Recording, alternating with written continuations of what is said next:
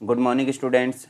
चलिए आज की क्लास शुरू करते हैं। हम एक्सेल पढ़ रहे हैं और एक्सेल के अंतर्गत आपको पता है हमारे फॉर्मूला और फंक्शन चल रहा है। तो हम देख लेते हैं। देखिए हमने जो पिछली जो क्लास देखे थे, पिछली क्लास में हमने देखिए बेसिक चीज़ें देखे थे, जैसे फार्मूला क्या होता है, फंक्शन क्या होता है, और उसके अंतर्गत हम देखे थे कि ये फार्मूला जो होता है मैनुअल होता है और फंक्शन प्री डिफाइन होते हैं। और इनके अंतर्गत हम जो 5 चीज़ देखे थे, 5 चीज़ मतलब सम देखे थे, उसके बाद हमने एवरेज देखे थे, एवरेज के बाद काउंट, उसके बाद हमने मैक्स देखे थे और फिर मिन देखे थे। इसके अलावा हमने कुछ और अदर जो कैटेगरी है, जैसे कि टेक्स्ट फंक्शन आपको नज़र आ रहा है, तो यहाँ पे हमने इसके बारे में देखे थे। जैसे टेक्स्ट फंक्शन जिसके अंतर्गत हमने लेफ्ट, राइट, एलियन यानी कि लेंथ, कॉन्केटिनेट, कोड है, केयर है, लोअर और अपर, इन सभी चीज़ों के बारे में हमने यहाँ पे विस्तार से जाने थे। और आज की जो क्लास है, आज की क्लास के अंतर्गत हम अगले जो फंक्शंस है, जिसके अंतर्गत हम देखें तो डेट फंक्शंस हम देखेंगे, और साथ में हमने मैथ्स और टिग्नोमेट्री जो फंक्शन है वो भी देखना है, कुछ इंपॉर्टेंट। हालांकि इनमें से आपको ज़्यादातर उपयोग नहीं आते, जैसे मैं बताता हूँ। आपको सबसे ज़्यादा उपयोग में आते हैं, जैसे सम आता है, काउंट आता है, ठीक है, एवरेज आता है, ये चीज़ें आपको सबसे ज़्यादा काम आती है। मैक्स और मीन भी ज़्यादातर उपयोग में नहीं आते हैं। यहाँ से आपको ये सारी चीज़ें यहाँ उपयोग में नहीं आती। ओनली आपको कॉन्केटिनेट ज़्यादातर उपयोग में आएगा आगे चलकर, ठीक है, ऑफिस वर्क या जो भी आप करोगे उसमें। उसके अलावा डेट फंक्शन में से आप कुछ फंक्शंस उपयोग कर सकते हैं। जैसे अब यहाँ देखें तो स्क्वायर्टी आपको फंक्शन उपयोग में आएगा, पावर फंक्शन उपयोग में आएगा, ये बाकी फंक्शन उपयोग में नहीं आएंगे। हालांकि ये हम देख लेते हैं। देखिए मैथ्स और टिग्नोमेट्री के अंतर्गत जो है, जैसे सम भी इसी के अंतर्गत आता है, सम हमने ऑलरेडी देख ली हैं। तो इन सभी फंक्शंस के बारे में हम यहाँ पे बात करने वाले हैं। तो चलिए देख लेते हैं सबसे पहले डेट फंक्शंस। तो डेट फंक्शंस होता क्या है? डेट मतलब होता है जैसे जो हमारी कंप्लीट डेट होती है, जिसमें D D M M Y Y यानी कि डेट होता है, ईयर मंथ होता है और ईयर होता है। इन सभी चीज़ों से मिलकर क्या बनती है? एक डेट बनती है, ठीक है, जिसके अंतर्गत आप देख सकते हैं 3 है और तीनों को मिलाकर एक डेट बना सकते हैं। करंट की डेट और टाइम हम साथ में निकाल सकते हैं, अलग अलग सबको हम निकाल सकते हैं। डेट को, डे को अलग निकाल लिए, ईयर को अलग निकाल लिए, मंथ को अलग, और सबको जोड़कर एक साथ भी हम लिख सकते हैं, ठीक है। तो ये सभी काम किसके द्वारा किए जाते हैं? ये डेट के द्वारा किए जाते हैं, डेट फंक्शंस के द्वारा। तो यहाँ देखिए सबसे पहले तो हम देख लेते हैं अभी वर्तमान की डेट है क्या। जैसे वर्तमान की डेट हम यहाँ पे यहाँ कहीं लिख लेते हैं ऊपर। जैसे आज अगर बात करें हम, तो आज कितनी तारीख है? देखिए हमारा सिस्टम जो है, सिस्टम की डेट आप नीचे अगर देखोगे, आप अपने अपने सिस्टम में भी अगर आप देखोगे, वहाँ पे आपको दिखेगा एक फॉर्मेट दिखता है, जिसके अंतर्गत या तो D D M M Y Y होता है या फिर M M D D Y Y होता है। D D M M Y Y मतलब डे पहले आएगा, मंथ बाद में, मतलब सेकंड नंबर पे आएगा, उसके बाद आपका ईयर आएगा। अगर बात करें हम M M D D Y Y की, तो एम एम मतलब होता है मंथ पहले आएगा, डे बाद में आएगा और उसके बाद ईयर आएगा। तो ये एक ऐसी कैटेगरी, मतलब इस प्रकार का जो फॉर्मेट है, देखिए ये डेट टाइम का फॉर्मेट कहलाता है। तो यहाँ देखिए हमारे पास में डेट जो लिखी है M M D D Y Y के फॉर्मेट में लिखी, यानी कि 11 पहले आएगा, यानी कि मंथ पहले आएगा, फिर डेट आएगी और फिर इसके बाद 2020 आएगा। ये कंप्लीट डेट आपकी यहाँ पे बन गई है। अब इसमें से हमको समझ में तो आ जा रहा है आराम से, पर फिर भी यदि हमको यहाँ पे डे निकालना है, डे मतलब इस डेट में से, ये डेट देखिए आपके किस सेल में लिखी है? D2 नाम की एक सेल है जिसके अंतर्गत डेट कंप्लीट रूप से लिखी है। तो हम सबसे पहले डे निकालते हैं। तो डे क्या करता है? कंप्लीट डेट में से डे को निकाल कर देता है। तो देखिए इक्वल लगाए, डे लिखे और ब्रैकेट स्टार्ट करके इस सेल का एड्रेस लिखेंगे, यानी कि D2। तो D2 हमने लिखे और ब्रैकेट बंद कर दीजिए। जैसे ही हमने ब्रैकेट बंद करके एंटर करे हैं, तो देखिए हमारे सामने इस कंप्लीट डेट में से जो 17 है, ये डे आ गया है, ठीक है। अब इसी प्रकार हम मंथ निकाल सकते हैं। तो आप देखिए जैसे डे निकाले, उसी प्रकार आप इक्वल लगाए, मंथ लिखे, ब्रैकेट स्टार्ट करे, सेल नंबर यानी सेल का जो एड्रेस है जैसे D2 वो लिखे हमने और एंटर करे। तो यहाँ देखिए 11th आपका मंथ आ गया। अब उसी प्रकार हम ईयर निकाल सकते हैं। देखिए ईयर हम ऐसे ब्रैकेट स्टार्ट करें, इक्वल लगाए, ईयर लिखे और ब्रैकेट स्टार्ट करके हमने सीरियल नंबर यानी कि जो D2 है, सेल एड्रेस वो लिखे और एंटर करे। तो देखिए हमारे सामने 17 जो है आपका डे आ गया, मंथ आ गया, उसके बाद हमारा जो है ईयर आ गया। अब इन तीनों को हम जोड़कर एक डेट बनाना चाहते हैं, यानी कंप्लीट तीनों को जोड़कर एक कंप्लीट डेट बनाना चाहते हैं। तो हमारे सामने देखिए डेट फंक्शन लिखा है। तो डेट फंक्शन में हम सिंपल क्या करेंगे? इक्वल लगाए, डेट लिखे और ब्रैकेट स्टार्ट करें। जैसे ही आप ब्रैकेट स्टार्ट करते हो तो 3 यहाँ पे वैल्यू वो मांग रहा है। देखिए 3 वैल्यू उसके द्वारा मांगी जा रही है, जैसे आप देख सकते हैं। सबसे पहले उसके द्वारा ईयर मांगा जा रहा है, फिर उसके द्वारा मंथ मांगा जा रहा है और फिर उसके द्वारा डे, और सभी के बीच में कॉमा लगाने को बोला जा रहा है। तो अगर हम बात करें यहाँ पे, जैसे सबसे पहले ईयर है, तो ईयर हमारा कहाँ लिखा? देखिए जरा, ईयर इस वाले सेल में लिखा। देखिए ये वाला जो कॉलम है ई है और E5 है। तो यहाँ अगर देखें तो E5 हमने लिखे और कॉमा लगाए। E5 लिखने के बाद हमने कॉमा लगाया, तो अब क्या मांग रहा है? वो मंथ मांग रहा है। तो मंथ कहाँ लिखा? देखिए जरा, D5 में लिखा। तो D5 लगा के आप फिर से कॉमा लगाइए। उसके बाद आप देखिए जो C है, C5 में आपका क्या लिखा है? डे लिखा है। तो C5 आप लिख दीजिए और ब्रैकेट बंद कर दीजिए।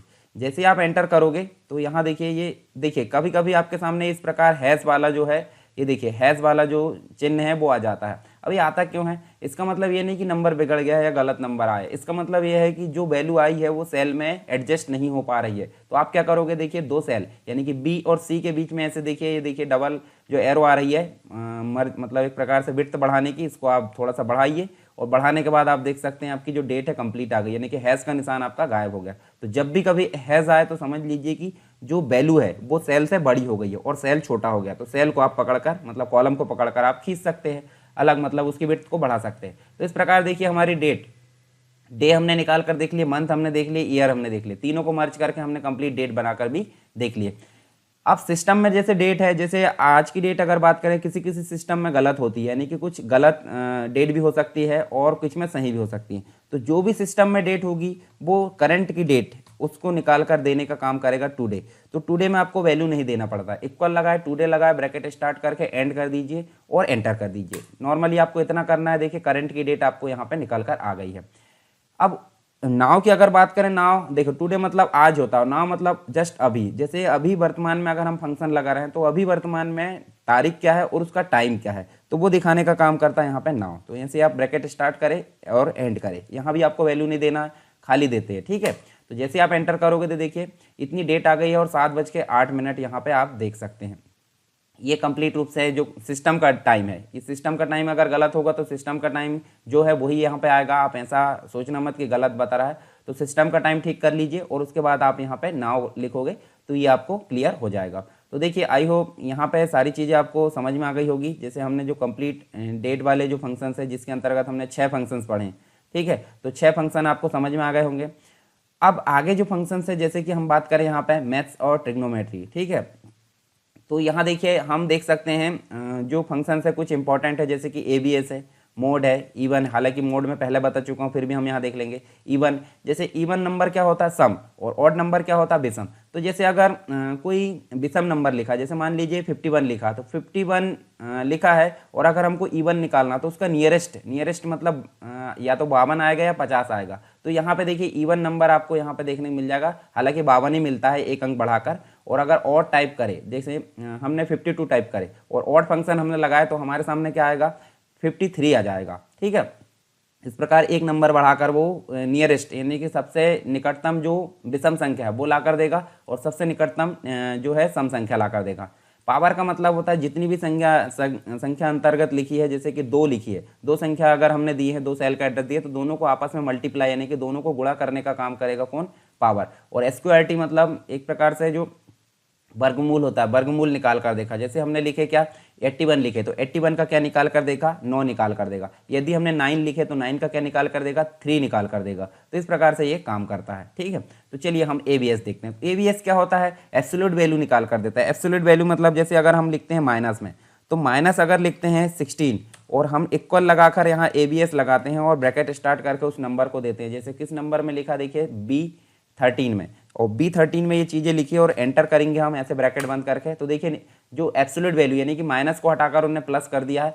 अब यदि अगर आप प्लस को लगाकर प्लस वाली जो वैल्यू है और उसमें अगर एब्सोल्यूट वैल्यू निकालना चाहते हैं तो वो जैसे कि वैसी आ जाएगी, क्योंकि वहाँ पर कोई चेंजेस नहीं होगा। तो माइनस को प्लस में कन्वर्ट करने का काम कर रहा है।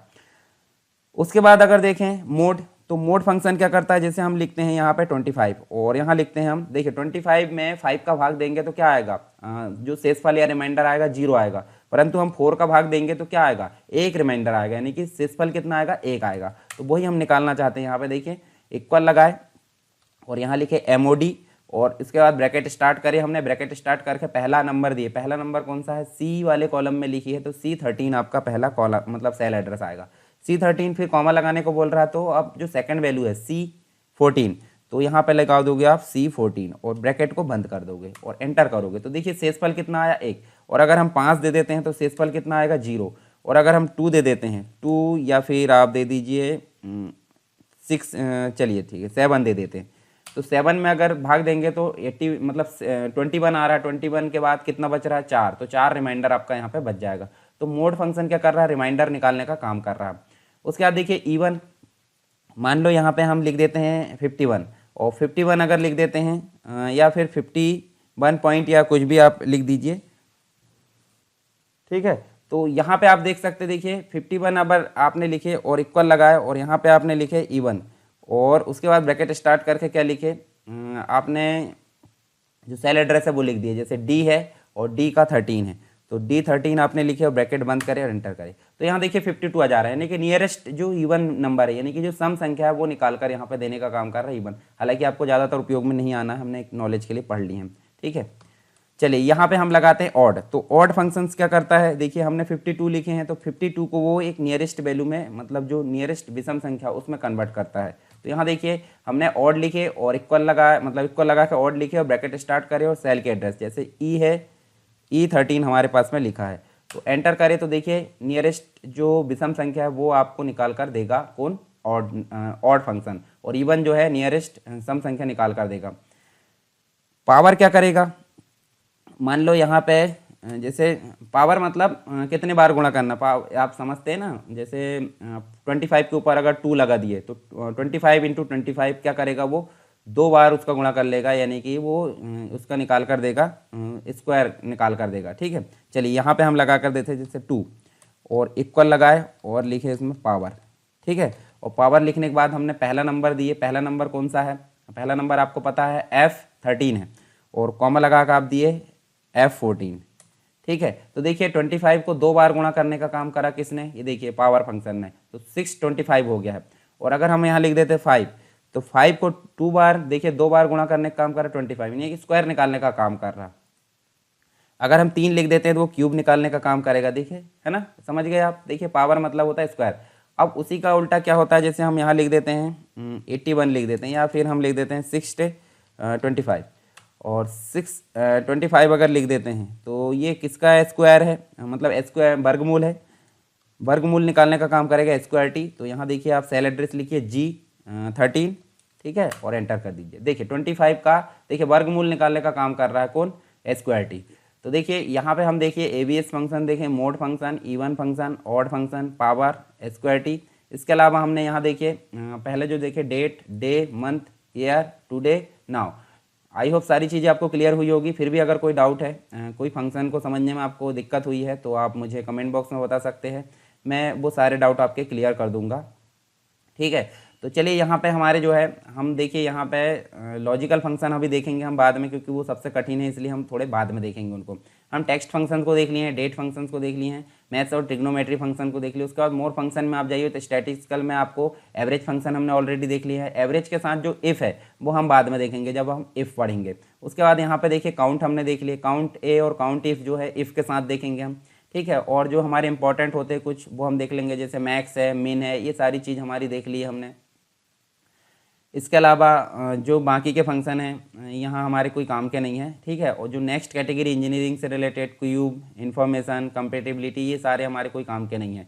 तो अब हम देखिए यहाँ पे जो है लॉजिकल फंक्शन देखेंगे, और इसके अलावा फाइनेंशियल में कुछ है, डीबी वगैरह है, लुकअप फंक्शन है यहाँ पे, तो 1-2 फंक्शन और बचे हैं। फिर हमारी सीट को हम हल करेंगे। सीट हल करने से मतलब है, जैसे नॉर्मली हम अगर अटेंडेंस सीट बना रहे तो उसमें कैसे कैलकुलेशन किया जाता है, जैसे मैं आपको एक अटेंडेंस सीट यहाँ पे दिखाता हूँ, ठीक है। अटेंडेंस सीट यहाँ पे मैं जो पहले से बनी बनाई है एक, उसको दिखाता हूँ। जैसे देखिए यहाँ मान लीजिए आपके सामने यहाँ पे ये देखिए ए और पी यहाँ पे लिखते हैं हम। नॉर्मली क्या होता है, अगर अटेंडेंस लगाते हैं तो ए और पी लिखते हैं। लास्ट में हम देखिए यहाँ पे एब्सेंट और प्रेजेंट हमारी ऑटोमेटिक निकल कर आना चाहिए। इसको क्या बोला जाता है, अटेंडेंस सीट बोला जाता है। उसी के जैसे यहाँ पे हम देखें तो हमको सैलरी सीट भी देखने को मिलती है, ठीक है। सैलरी सीट भी इसी के बेस पे बनती है।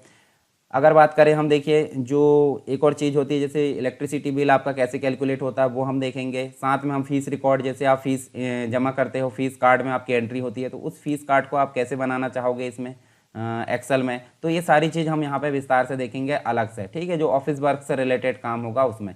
MS वर्ड में भी हम बाकी की चीज़ें, जैसे लेटर बनाना है, जो अदर चीज़ें हैं, वो मैं एक कॉम्बो वीडियो बना दूंगा आपका 2-3 घंटे का, तो उनको आप वहाँ पे देख सकते हैं, ठीक है। तो देखिए यहाँ पे हमारी जो है सारी चीज़ें यहाँ पे कंप्लीट हो गई है। ये जो जितनी भी हमारे फंक्शन थे और जो बचे हैं, जैसे लॉजिकल है और जो कुछ इंपॉर्टेंट है, तो वो हम अगली जो क्लास है उसमें हम विस्तार से जानेंगे। तो चलिए यहाँ पे जो है हम नेक्स्ट क्लास में मिलेंगे नेक्स्ट टॉपिक के साथ में। तब तक के लिए जय हिंद।